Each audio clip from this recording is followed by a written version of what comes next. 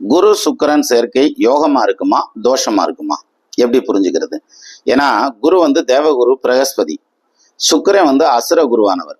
அப்ப அசுர குருவும் தேவகுருவும் ஒரு வீட்டுல உட்காந்துருந்தாங்கன்னா அது யோகமா இருக்குமா தோஷமா இருக்குமா அப்படின்னா, ஒருத்தருடைய பவரை இன்னொருத்தர் வந்து நல்லிஃபை பண்ணிடுவாங்க, அது வந்து நியூட்ரலைஸ் ஆயிடும் அல்லது நெகட்டிவ் இம்பேக்ட் கொடுக்கும் அப்படிங்கிற மாதிரியான அர்த்தத்துல கூட நம்ம இதுல கமெண்ட்ல ஒருத்தர் போட்டிருந்தார். ஆனா ஆக்சுவலா அப்படி கிடையாது. குரு சுக்கிரன் சேர்க்கை அப்படிங்கிறது யோகமான சேர்க்கை தான். ஏன்னா அசுரகுருவும் தேவகுருவும் ஒன்று சேர்ந்துக்கிறது அப்படிங்கிறது, அல்லது மியூச்சுவல் ஆஸ்பெக்ட்ஸ்ல பாத்துக்கிறதுங்கிறது, அல்லது பரிவர்த்தனை ஆகிறதுங்கிறது, அல்லது சார பரிவர்த்தனையில நிக்கிறதுங்கிறது, இது எல்லாமே யோகத்தை செய்யக்கூடிய அமைப்பு தான்.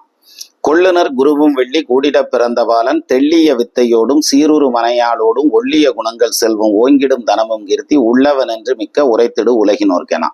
அப்ப அந்த குரு சுக்கிரன் சேர்ந்திருக்கிறது யோகம்னு நிறைய ஜோதிட நூல்கள் சொல்லுது. அப்ப இது யோகம் தானே தவிர தோஷம் இல்லை.